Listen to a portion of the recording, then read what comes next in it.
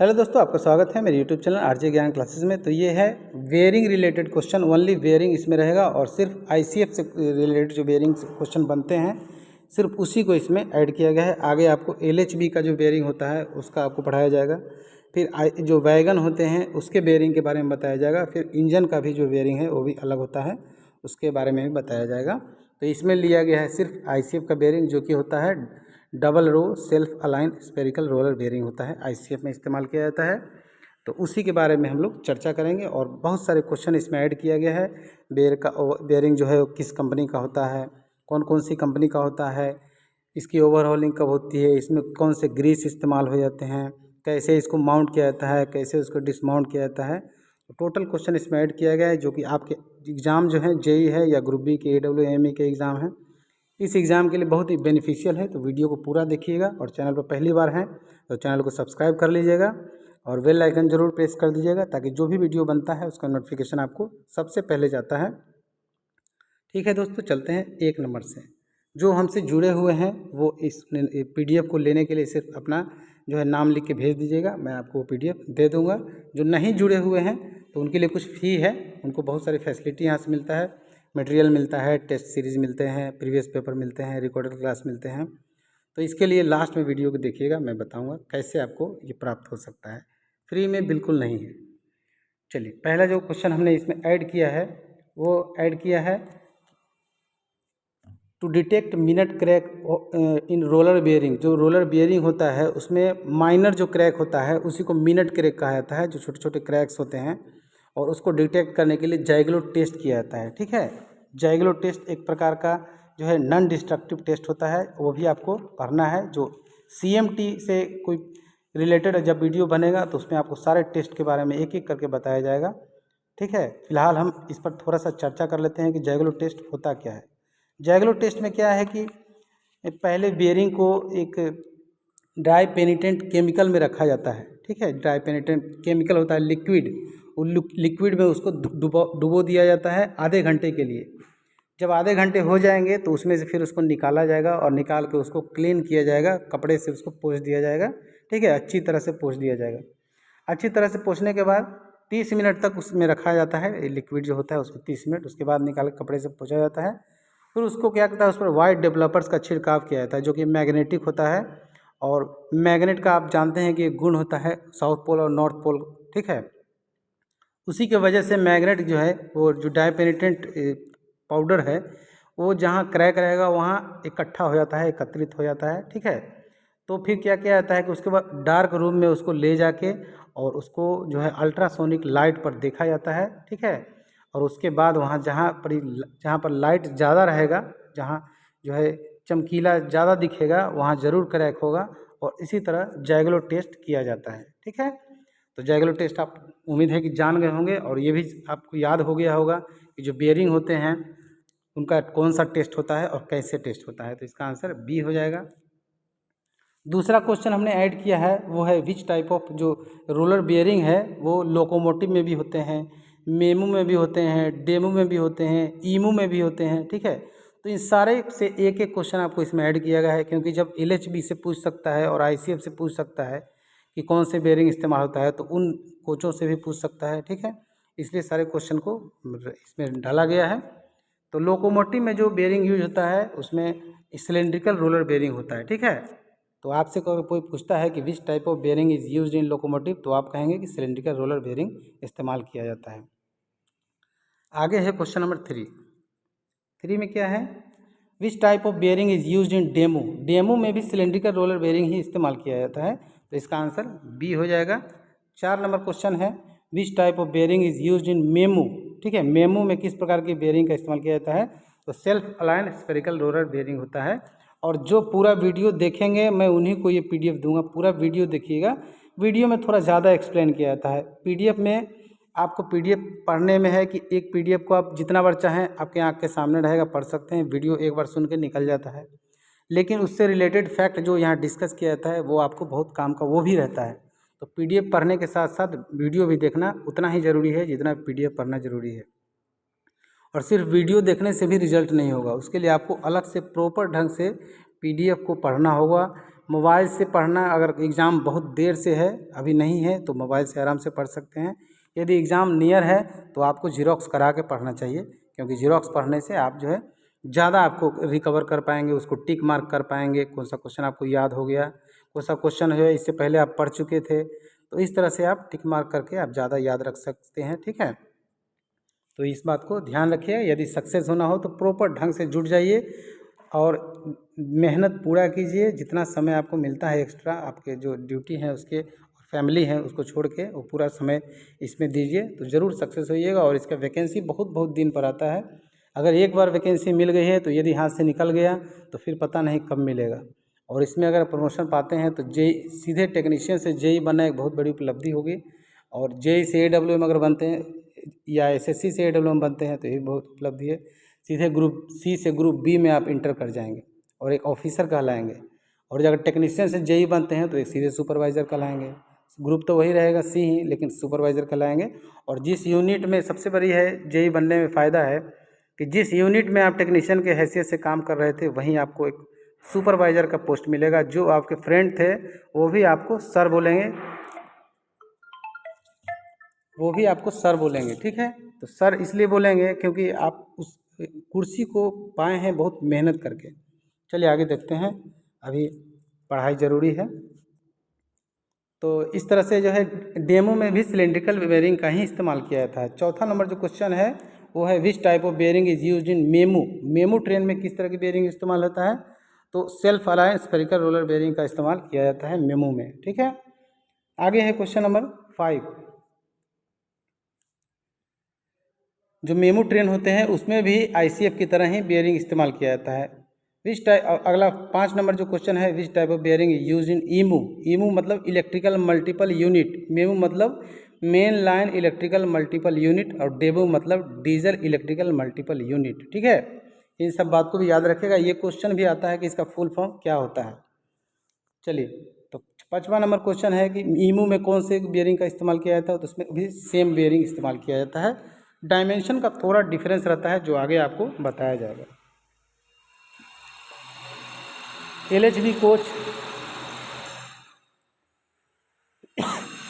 LHB coach are provided with what type of bearing.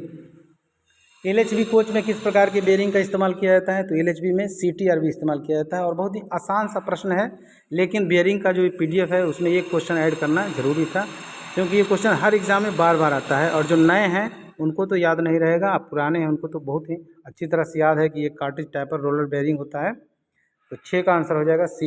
7 देखिए, 7 number क्या है? Dimension of double row self align spherical roller bearing. जो double row self align spherical roller bearing होता है उसका dimension होता है वो 130 गुना 280 गुना 93, और ये सब mm में होता है। ठीक है, तो 7 का हो जाएगा A। 8 नंबर क्वेश्चन है dimension of double row spherical roller bearing. जो ICF में जो बेयरिंग इस्तेमाल होते हैं, जो ईमू में जो इस्तेमाल होते हैं उसमें थोड़ा सा डायमेंशन में डिफरेंस हो जाता है। उसका डायमेंशन होता है 140 गुना 300 गुना 102। ठीक है, इसका B हो जाएगा।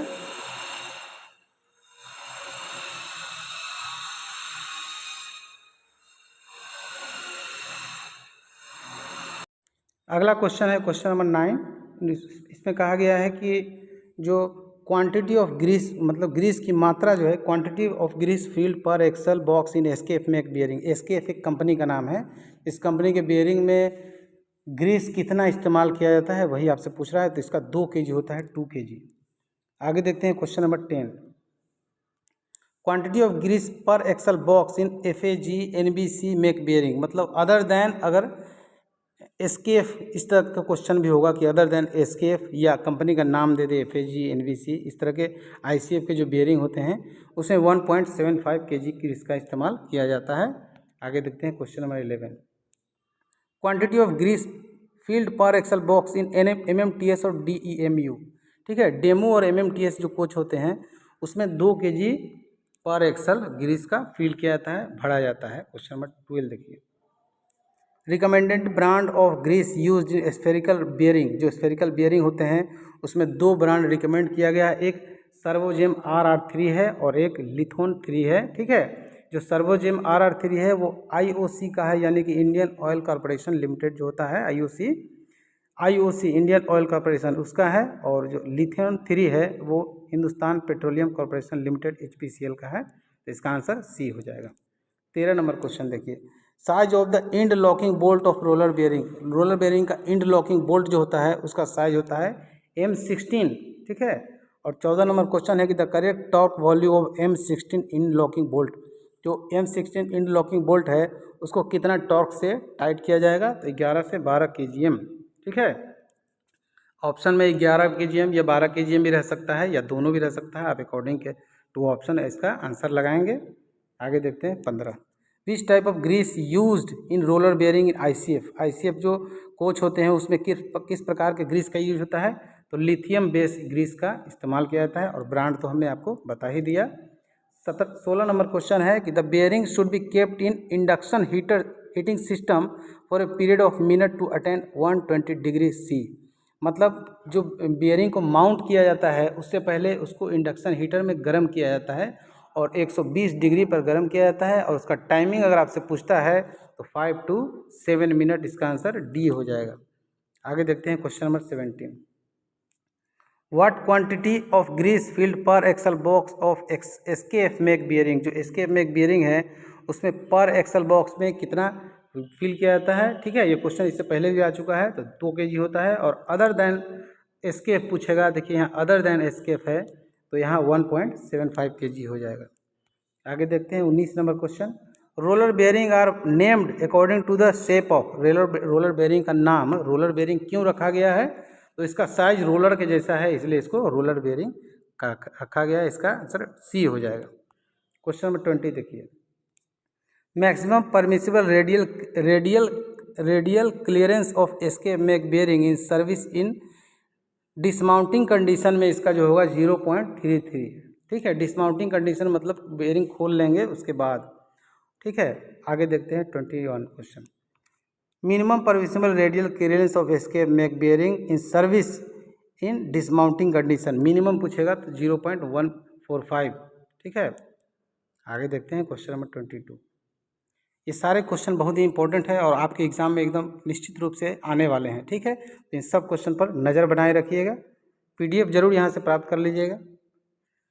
न्यू और PDF किसी के साथ शेयर नहीं कीजिएगा। सफलता का सबसे बड़ा कारण ये भी है, यदि आप शेयर करेंगे मटेरियल तो आप अपना कंपटीशन खुद ही बढ़ाएंगे, क्योंकि जो आपका कंपटीशन है वो आपके दोस्तों के साथ ही है, किसी और के साथ नहीं है। तो इस बात को ध्यान रखिएगा। किसी भी तरह का क्वेश्चन, किसी भी तरह का मटेरियल PDF कहीं भी शेयर नहीं कीजिएगा। अब देखते हैं कि ये चैनल वाले क्वेश्चन पर क्वेश्चन डाल देते हैं। अब चैनल अब जो है इस तरह से क्वेश्चन भेजते हैं तो वही तो बनाते हैं। तो इस तरह से क्वेश्चन भी नहीं दीजिए इधर उधर, ठीक है। कंपटीशन को बचा के रखिए। चलिए 22 देखते हैं, new maximum permissible radial clearance of FAG NBC और SKF make bearing in dismounting condition में अगर होगा तो 0.190 होगा। कौन सा bearing, FAG NBC and SKF make होगा। तो ये कंपनी का नाम है। 23 देखिए, new minimum permissible radial clearance of FAG NBC SKF make bearing in dismounting condition. Dismounting condition में 0.145 होगा और वो जो है इस कंपनी का होगा FAG NBC, ठीक है। और मिनिमम होगा ये वाला जो था मिनिमम परमिसिबल रेडियल क्लियरेंस था डिसमाउंटिंग कंडीशन में, ठीक है। चलिए आगे देखते हैं क्वेश्चन नंबर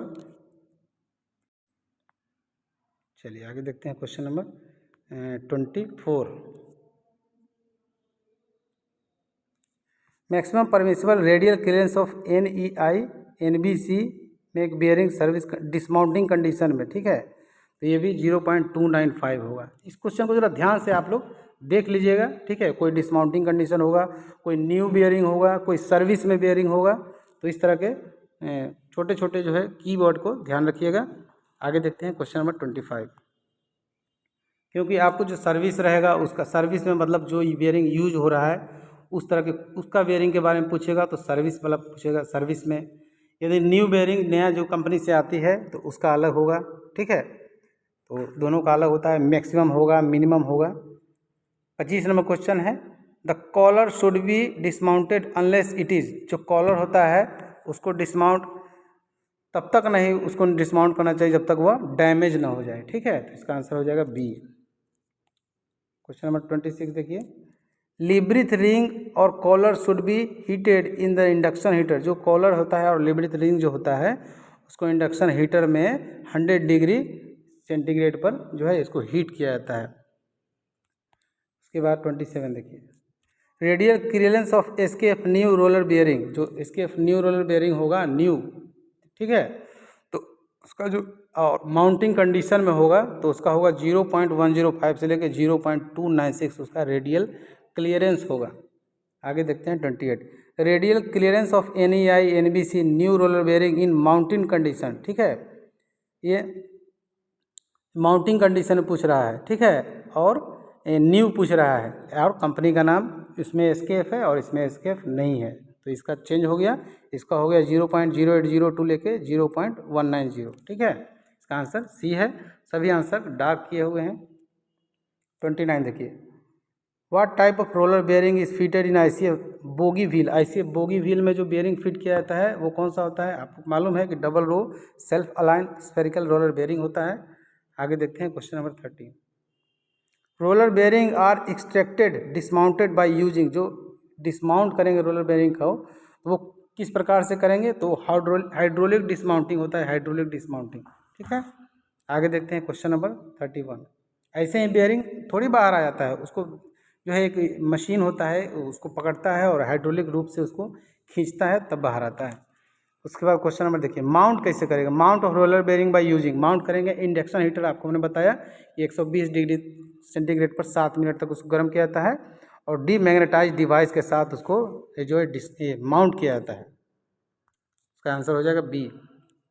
क्वेश्चन नंबर 32 देखिए, visual inspection of dismounted roller bearing, जो डिसमाउंटेड रोलर बेयरिंग होगा उसका विजुअल इंस्पेक्शन मतलब आंख से देख के इंस्पेक्शन कैसे करेंगे? तो मैग्नीफाइंग ग्लास विथ लाइट। ठीक है, मैग्नीफाइंग ग्लास विथ लाइट के साथ इसको करेंगे और जो मैग्नीफाइंग ग्लास जो होगा उसका पावर कितना होगा? ठीक है, तो उसका होगा 4x इंटू 8x। ठीक है, चलिए आगे देखते हैं question number 34, surface finish of journal of axle in microns. Axle जो एक्सेल का जर्नल जो होगा उसका सरफेस फिनिश कितना माइक्रोन होगा? तो 0.8 होगा। ठीक है, आगे देखते हैं, roller bearing section should be have clean surroundings, मतलब चारों तरफ उसको क्लीन करना है, and free from atmosphere contamination, मतलब डस्ट से उसको बचाना है, यही करना है, डस्ट मुक्त करना है।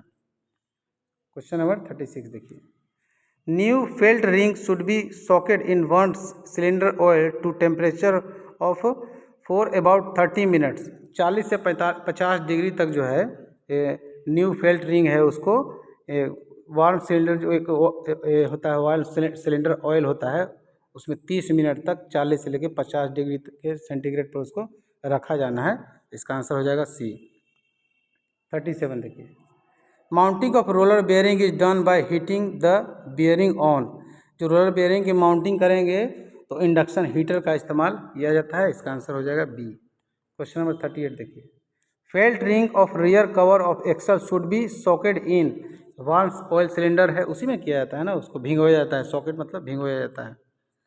आगे देखते हैं question number 39, on ICF axle journal taper should not exceed, मतलब ICF जनरल का जो टैपर होगा वो इतना से ज़्यादा नहीं होगा, 0.015 से 0.010, इसका ए हो जाएगा। आगे देखते हैं question number 40, on the ICF axle journal out of roundness ovality, मतलब अंडाकार जो होता है मस्ट नोट एक्सीड, अंडाकार का जो साइज है उससे ज़्यादा नहीं होना चाहिए, 0.015 से 0.020। ठीक है, सब याद रखिएगा। क्वेश्चन नंबर 41 देखिए, on ICF axle maximum journal diameter should not exceed, maximum जो जनरल डायमीटर होता है 130 इंटू 068 mm। आगे देखते हैं question number 42, on ICF axle minimum journal diameter should not exceed, minimum क्या है 130.043। आगे देखिए 43 number question, removing the axle box from wheel is done by mechanical screw types, जो होता है उसी से रिमूव किया जाता है। क्वेश्चन नंबर 44 देखिए, the length of bolt should be than that of tapered axle end hole, मतलब बोल्ट की लंबाई टैप किए गए एक्सल होल से होना चाहिए, कम होना चाहिए। आगे देखते हैं question number 45, the inner ring of roller bearing is provided by type of bore for mounting bearing, ठीक है। रोलर बेयरिंग की आंतरिक रिंग को माउंट करने के लिए बोर के प्रकार द्वारा प्रदान किए जाते हैं, सिलेंड्रिकल, ठीक है। आगे देखते हैं question number 46, the heat labyrinth ring collar जिसको बोला जाता है on an induction heater the heating time should be between, आपको मालूम है कि 5 से 7 सेकेंड होता है। पहले भी ये क्वेश्चन घुमा फिरा के आ चुके हैं, तो घुमा फिरा के भी क्वेश्चन ऐड किया जाता है ताकि आपके एग्जाम में जो घुमा फिराए उससे पहले ही आप घूम फिर लें। Automatic roller bearing cleaning equipment to clean roller bearing required, ये जो है प्री वॉश भी किया जाता है, वॉश भी किया जाता है, वाटर रिंस भी किया जाता है। इसका आंसर हो जाएगा डी। अगला क्वेश्चन है 48, bearing should be handle carefully avoiding bruising के, इसका आंसर है, और टू इसको बेयरिंग को जो उठाना चाहिए, ठीक है, तो थोड़ा संभाल कर उठाना चाहिए, इसका आंसर ए हो जाएगा। आगे देखते हैं question number 49, for roller bearing is mounted position after removing the old grease it should be thoroughly washed and clean with kerosene then cleaning should be done, जो केरोसिन से क्लीन करेंगे, बाद में उसको जो है पेट्रोल या वाइट स्पिरिट से इसको क्लीन करेंगे, ठीक है। आगे देखते हैं 50, how does the roller bearing fit on axle journal, shrink fit होता है, जो रोलर बेयरिंग होता है वो श्रिंक फिट होता है, लेकिन जो एक्सल में जो व्हील में एक्सल जो फिट होता है वो होता है इंटरफेरेंस फिट, ठीक है। तो 50 क्वेश्चन आपको बेयरिंग से रिलेटेड बनाया गया है, बाकी क्वेश्चन के लिए आपको PDF ले लीजिएगा, हो जाएगा, ठीक है दोस्तों, धन्यवाद। वीडियो अच्छा लगा हो तो वीडियो को लाइक जरूर कीजिएगा। अच्छा, नए वाले के लिए बताना है, नए हैं यदि पहली बार हैं तो चैनल को सब्सक्राइब कर लीजिएगा। हमसे जुड़ना चाहते हैं तो हमारा जो व्हाट्सअप नंबर है 8121 है 390916, ठीक है। पहली बार जुड़ेंगे तो आपको 3000 पे करना है, जो कि ज्वाइनिंग फ़ी माना जाता है, और उसमें आपको टोटल मटेरियल मिलेगा, लगभग 50 टॉपिक के मटेरियल मिलेंगे और इसी तरह से बनाए हुए मटेरियल मिलेंगे। उसके बाद आपको रिकॉर्डेड जो क्लास है वो आपको मिलेगा, अलग से 10 सेट प्रीवियस पेपर आपको मिल जाएगा, ताकि आपको समझ में आए कि क्या क्या क्वेश्चन पूछे जाते हैं जो एग्ज़ाम होते हैं उसमें। उसके बाद आपको अलग से एक फ़ोन नंबर दिया जाएगा, कुछ प्रॉब्लम होता है तो सोल्यूशन के लिए, क्योंकि ये जो नंबर आपको दिया गया है अभी 8121390916, ठीक है, 8121390916, ये जनरल है, यहाँ बहुत मैसेज फ़ोन आते हैं इस पर, तो आपको अलग से एक नंबर दिया जाएगा, कुछ प्रॉब्लम होता है तो। एक रोल नंबर टेस्ट सीरीज़ के लिए अलग से आपको दिया जाएगा, उस रोल नंबर की वैलिडिटी होगी जब तक आपका रिजल्ट नहीं हो जाता है, जिस एग्ज़ाम के लिए हमसे जुड़े हुए हैं, या तो जेई के लिए या AWM के लिए या AME के लिए, तब तक उस रिजल्ट के रोल नंबर की वैलिडिटी रहेगी। और जब तक जितना मटेरियल अपडेट होता रहेगा, नया बनता रहेगा, आप जब मांगेंगे जब मिलेगा। मोबाइल से डिलीट हो गया, मोबाइल से खो गया, कोई प्रॉब्लम नहीं है, यहाँ मिल जाएगा। टेस्ट सीरीज़ का अलग से फ़ी लगता है, 100 रुपये महीना लगता है, जितना संडे होता है उतना टेस्ट होता है, ठीक है। टेस्ट में पार्टिसिपेट करने के लिए 100 पर मंथ है। टेस्ट आपका चॉइस है, आप चाहें तो टेस्ट दे सकते हैं, चाहे तो टेस्ट छोड़ सकते हैं, लेकिन छूटा हुआ टेस्ट भी कभी मांगिएगा कि उस महीने का टेस्ट सीरीज़ का क्वेश्चन चाहिए तो आपको उसी महीने का फ़ी पेड करना है, क्योंकि टेस्ट का जो क्वेश्चन है वो प्रीवियस पेपर होता है, उसको दोनों लैंग्वेज में टाइप कराया जाता है और क्वेश्चन को मॉडिफाइड किया जाता है, तो छूटा हुआ टेस्ट का भी फ़ी आपको लगता है 100 रुपये महीना, ठीक है। तो हर टेस्ट जो है एक प्रीवियस पेपर से होता है, हर संडे एक नया प्रीवियस पेपर आपको मिलेगा, जो पूरे भारत में कहीं भी जेई के एग्ज़ाम होते हैं या AWM के एग्ज़ाम अगर होते हैं तो वही क्वेश्चन से टेस्ट लिया जाता है। AWM के एग्ज़ाम तो अब साल में 3-4 ही होते हैं या 2 ही होते हैं कभी कभी, तो इस तरह से आपका पूरी तरह से तैयारी कराया जाता है, ठीक है दोस्तों। जैसा होगा हमारा ये व्हाट्सअप नंबर पर कॉन्टेक्ट कीजिएगा। धन्यवाद, जय हिंद।